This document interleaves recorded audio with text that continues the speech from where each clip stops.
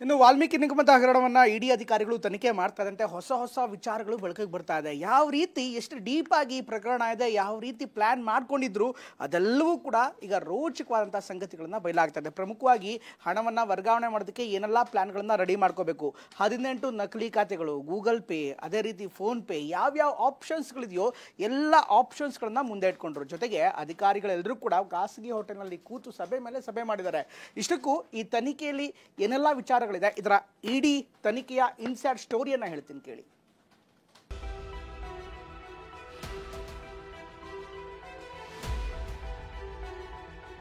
ಈ ಸಮುದಾಯದ ಬಡವರಿಗೆ ಮಕ್ಕಳಿಗೆ ಸಿಗಬೇಕಾದಂತ ಹಣವನ್ನು ಲೂಟಿ ಮಾಡಿದಂತ ವ್ಯಕ್ತಿಗಳು ಯಾವ ರೀತಿಯಲ್ಲಿ ದುರುಪಯೋಗ ಮಾಡ್ಕೊಂತ ಇದ್ದಾರೆ ನೋಡಿ. ಕಳ್ಳರ ಸರ್ಕಾರ ಅನ್ನಂತ ಮಾತು ಇಡೀ ರಾಜ್ಯದಲ್ಲಿ ಜನರು ಮಾತಾಡ್ತಾ ಇದ್ದಾರೆ. ಬಗೆದಷ್ಟು ಬೆಚ್ಚಿ ಬೀಳಿಸುವ ಕಹಾನಿ, ಕೆದಕಿದಷ್ಟು ಕರ್ಮಕಾಂಡ, ತನಿಖೆಗೆ ಇಳಿದಷ್ಟು ತಲೆ ತಿರುಗಿಸುವಂತಹ ಕಳ್ಳಾಟ. ಅಬ್ಬಬ್ಬಾ, ವಾಲ್ಮೀಕಿ ಅಭಿವೃದ್ಧಿ ನಿಗಮದ 187 ಕೋಟಿ ಗುಳುಂ ಮಾಡೋಕೆ ಯತ್ನಿಸಿದವರ ಕತೆ ಕೇಳಿದ್ರೆ ನಿಜಕ್ಕೂ ಎಂಥವರು ನಡುಗಿ ಹೋಗ್ಬೇಕು. ಯಾರಿಗೂ ಗೊತ್ತಾಗಲ್ಲ ಅಂತ ಪಕ್ಕಾ ಪ್ಲಾನ್ ಮಾಡ್ಕೊಂಡಿದ್ದ ಆರೋಪಿಗಳು ಅಂದುಕೊಂಡಂತೆ ಸಲೀಸಾಗಿ ಕೆಲಸ ಮುಗಿಸಿ 187 ಕೋಟಿ ವರ್ಗಾವಣೆ ಮಾಡಿಕೊಂಡಿದ್ರು. ಇದರಲ್ಲಿ 94 ಕೋಟಿ ಹಣವನ್ನ ನೀರು ಕುಡಿದಂತೆ ನುಂಗಿದ್ದಾರೆ.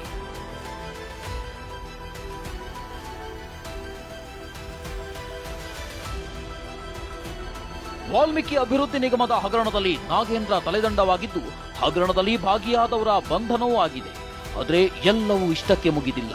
ಬದಲಾಗಿ ಹಗರಣದ ಆಳಕ್ಕೆ ಎಸ್ಐಟಿ ಇಳಿದಿದ್ದೇ ತಡ ಮತ್ತೊಂದು ದಿಕ್ಕಿನಿಂದ ಇಡಿ ತಂಡವು ತನಿಖೆಗೆ ಧುಮುಕಿದೆ. ನಿನ್ನೆಯಿಂದಲೂ ಮಾಜಿ ಸಚಿವ ನಾಗೇಂದ್ರ, ನಿಗಮದ ಅಧ್ಯಕ್ಷ ಬಸನಗೌಡ ದದ್ದಲ್ ಮನೆಗಳ ಮೇಲೆ ರೇಡ್ ಮಾಡಿ ಇಂಚಿಂಚು ಶೋಧ ಮಾಡ್ತಿದೆ. ಇಂಥ ಬೆಳವಣಿಗೆಗಳ ನಡುವೆ ಹಗರಣದ ಇನ್ಸೈಡ್ ಕಹಾನಿಗಳು ಒಂದೊಂದಾಗಿ ಬಯಲಾಗ್ತಿದ್ದು TV9ಗೆ ಎಕ್ಸ್ಕ್ಲೂಸಿವ್ ಆಗಿ ಸಿಗ್ತಿವೆ. ಒಂದೇ ಒಂದು ಮೀಟಿಂಗ್, ಶಾಂಗ್ರಿಲಾದಲ್ಲಿ ಕುದುರಿತು ಮೆಗಾ ಡೀಲ್. ಶಾಸಕ ನಾಗೇಂದ್ರ ಎಂಟ್ರಿ, 187 ಕೋಟಿ ಹಣ ಗುಳುಂಗೆ ಪಕ್ಕಾ ಸ್ಕೆಚ್.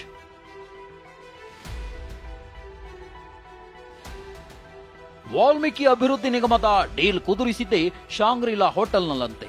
ಇದಕ್ಕೆ ಪುಷ್ಟಿ ನೀಡುವಂತೆ ಮೊನ್ನೆಯಷ್ಟೇ ಶಾಂಗ್ರಿಲಾ ಹೋಟೆಲ್ನಲ್ಲಿನ ಒಂದು ವಿಡಿಯೋ ವೈರಲ್ ಆಗಿತ್ತು. ಹಾಗಾದ್ರೆ ಏನಿದು ಶಾಂಗ್ರಿಲಾ ಹೋಟೆಲ್ನ ವೇಟಿಂಗ್ ಸೀಕ್ರೆಟ್ ಅಂತೀರಾ? ಅದನ್ನೇ ಎಳೆ ಎಳೆಯಾಗಿ ತೋರಿಸ್ತೇವೆ ನೋಡಿ.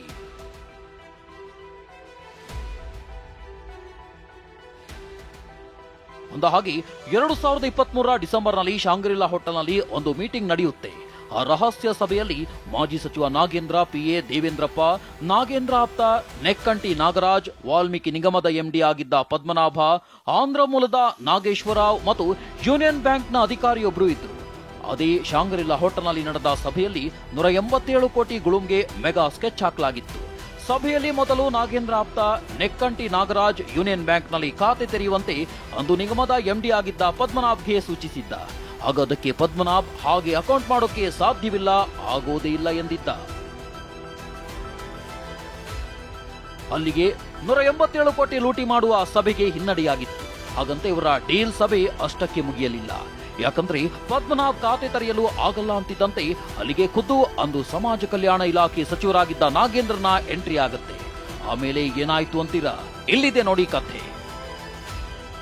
ಹೊಸ ಖಾತೆ ತೆರೆಯಲು ಆಗಲ್ಲ ಎಂದು ನೆಕ್ಕಂಟಿ ನಾಗರಾಜ್ಗೆ ಪದ್ಮನಾಭ್ ತಿಳಿಸಿದ್ದ.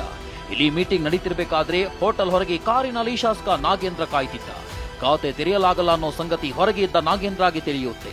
ಪದ್ಮನಾಭ ಆಗಲ್ಲ ಎಂದು ಹೇಳ್ತಿದ್ದಂತೆ ಹೋಟೆಲ್ಗೆ ಖುದ್ದು ನಾಗೇಂದ್ರ ಎಂಟ್ರಿ ಕೊಟ್ಟು ಪದ್ಮನಾಭ್ಗೆ ಖಾತೆ ತೆರೆದು ಠೇವಣಿ ಇಡುವಂತೆ ಖುದ್ದು ನಾಗೇಂದ್ರ ಸೂಚನೆ ಕೊಟ್ಟಿದ್ದ.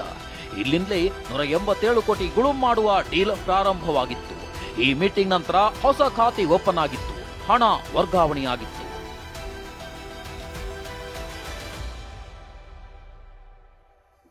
$187 ಕೋಟಿ ಹಣವೇನೋ ಹೊಸ ಖಾತೆಗೆ ವರ್ಗಾವಣೆಯಾಯಿತು. ನಂತರ ಕೋಟಿ ಹಣ ಹೇಗೆಲ್ಲ ಹಂಚಿಕೆ ಆಯಿತು, ಯಾರೆಲ್ಲ ಏನೇನ್ ಮಾಡಿದ್ರು ಅನ್ನೋದನ್ನ ನೋಡೋದಾದ್ರೆ ನಾಗೇಂದ್ರ ಸೂಚನೆ ಬಳಿಕ ಖಾತೆಯೇ ಓಪನ್ ಆಗಿತ್ತು. ಜೊತೆಗೆ ಆರೋಪಿಗಳ ಕಳ್ಳಾಟವೂ ಶುರುವಾಗಿತ್ತು.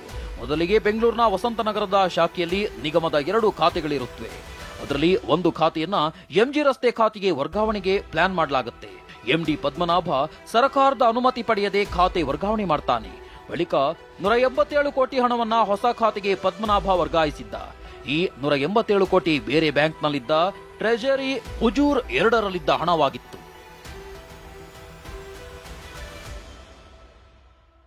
ಹೀಗೆ ತನಿಖೆಯಲ್ಲಿದ್ದ ಸದ್ಯ 94 ಕೋಟಿ ಹಣ ವಿಲೇವಾರಿಯಾಗಿದೆ. ಇಲ್ಲಿ ಒಂದೊಂದು ಸ್ಪಷ್ಟವಾಗ್ತಿದೆ. ಮಾಜಿ ಸಚಿವ ನಾಗೇಂದ್ರನ ಸೂಚನೆ ಮೇರೆಗೆ ಎಲ್ಲವೂ ನಡೆದಿದೆ ಅನ್ನೋದು ತನಿಖೆಯಲ್ಲಿ ಬಟಾಬಯಲಾಗಿದೆ. ಹೀಗಾಗಿ ನಾಗೇಂದ್ರ ಯಾವುದೇ ಕ್ಷಣದಲ್ಲಾದರೂ ಅರೆಸ್ಟ್ ಆಗೋ ಸಾಧ್ಯತೆ ಇದೆ. Bureau report, TV9.